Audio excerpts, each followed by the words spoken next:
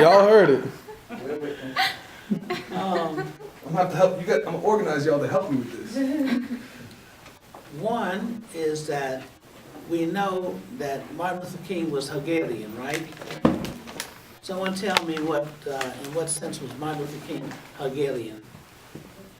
Yes, someone who's gone through their course, yeah. He said that the truth lied between two poles. And so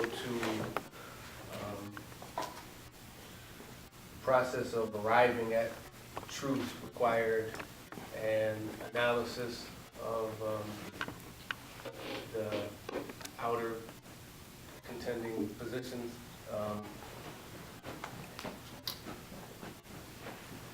And there's more to it. What do you call those, That's what I recall. what do you call those two poles? Thesis and antithesis. Thesis, And antithesis. right. And then, so in other words, his search for truth was a Hegelian approach, and Hegel was German. So he didn't throw out everything the Germans said just because they were Germans. He believed that you look at, okay, what is valuable and resourceful from any source. So therefore, the Hegelian model is that you find truth when you bring together the truths from the various poles. And then when you bring the truths and blend them together, that's when you have what? The synthesis. And it's on page 19 in your booklets too. Yeah. So Martin Luther King did not prejudice his search for truth based on some ethnicity. See, one of the problems we have is how do we solve this problem of racial, what we call racial conflict? Okay? Some say, well, the solution is to separate everybody. Yeah, so you go over there on your plantation, in your own place, the Native Americans go to theirs, and the immigrants coming, we can put them all as immigrants. And you can have an immigrant nation, just like you have the nation, the Sioux Nation, or the Iroquois Nation of Native Americans, okay? You have the ghettos, you know, for blacks. And then you can have immigrant. So when you're here long enough and you're born, that's when you can come out. Then you become American. Unlike the French. See, everywhere the French colonized a place, those people became French. Yeah. French citizens. Okay? All those places they conquered. They've been French a long time. All right. Well, identity is very important, but what we have to do is overcome the prejudice and the stereotyping of people because of their identity.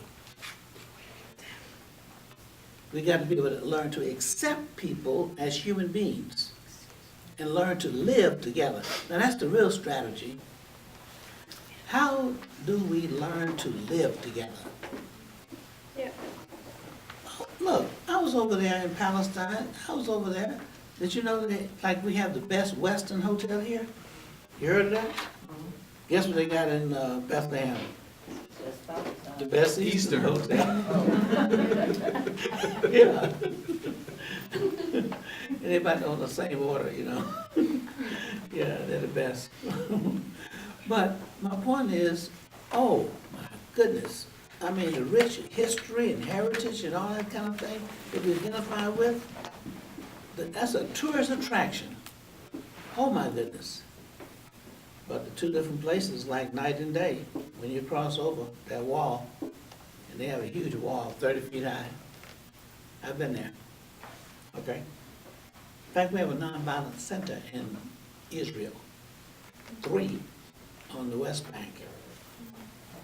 They work with children, because we know that there has to be a different future. And some of the people are stuck, you know, into their culture, okay, concretizing, and what happened way back when. So they all deal with history, and, you know, what happened last week and the year before last, and what happened. The children are the ones who can bring us to the future. So these nonviolent programs we're talking about have been cultivating, okay, relationship between children, so they can learn to live together. And they have to experience it, that's the thing, okay? All right, they have to experience it. So, the next thing I want to say is that we have to understand the clear definition of nonviolence. And I was not aware that there were some questions about it. Nonviolence is a noun. That's without the hyphen. Nonviolence with a hyphen is an adjective. It describes, it modifies. That's what the non does.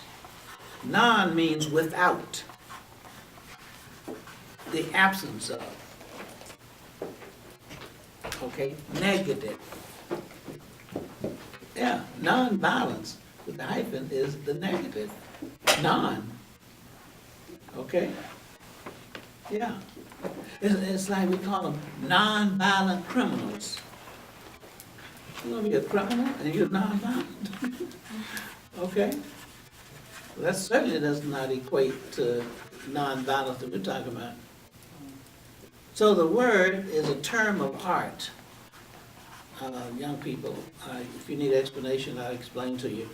A term of art means that the word itself, regardless of its spelling, it may be spelled the same, but it gets its meaning and its definition from the context in which it's used. Like, for example, if I say, what do you think about the draft? What would be your response? Somebody's got on tap. What would you say? Draft for what? He said something on tap. The draft. Okay. I had my mind. What would you say about draft? He said. What do you think about it? You guys. Like a drop of wind. Pardon me? Draft of wind. The wind. Draft like in sports? That's another draft. Oh, like a Draft days military that drop. Military draft. Back during the Vietnam War. Draft. Okay. Military. Yeah. Right. In Providence, Rhode Island, we did this with the police department. And we trained them in nonviolence after the killing of one of the black policemen over there. Andrew Young. Who? Andrew Young. No, not Andrew. No, it's. I'll have to. I'm not gonna read it. Yeah, Google that. Because it's something young. See, I got an excuse, I'm getting older. I don't know what the excuse is. You were on the commission. I was chairman of the commission, yeah. I see. Well, my point is, the context in which I use it will determine the definition of which one I mean. Like another draft is when you write in a paper and you get the first draft. Another draft I learned was the distance between the water level at the side of the boat and the bottom of the boat. Another draft is a horse. Okay? And then there's a draft, which is the distance between, it's a vacuum. Like when two people are running and one is running in the front of the other.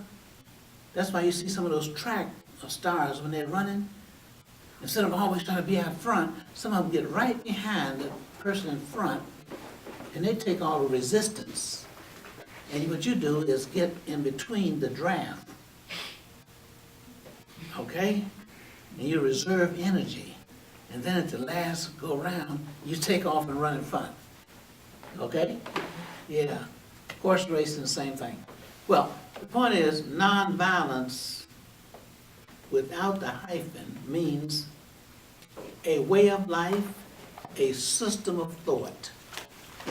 It's the name of a philosophy. So it's a noun, a proper noun. So the nonviolent way of doing things would incorporate that philosophy and that way of life. So if we just say nonviolent, that doesn't tell us anything. You got to look at how it's being used. Okay. Some people say, well, I'm as nonviolent as I can be, and only as violent as necessary. Very close friend of mine takes that position. And his initials are JJ. From Chicago. Yeah, and, you know. So my point is, that's not the same thing that Gandhi and Martin Luther King was talking about. So it's a matter of really appreciating that. Now, let me say a couple other things and then I'll get back on track. A strategy in terms of nonviolence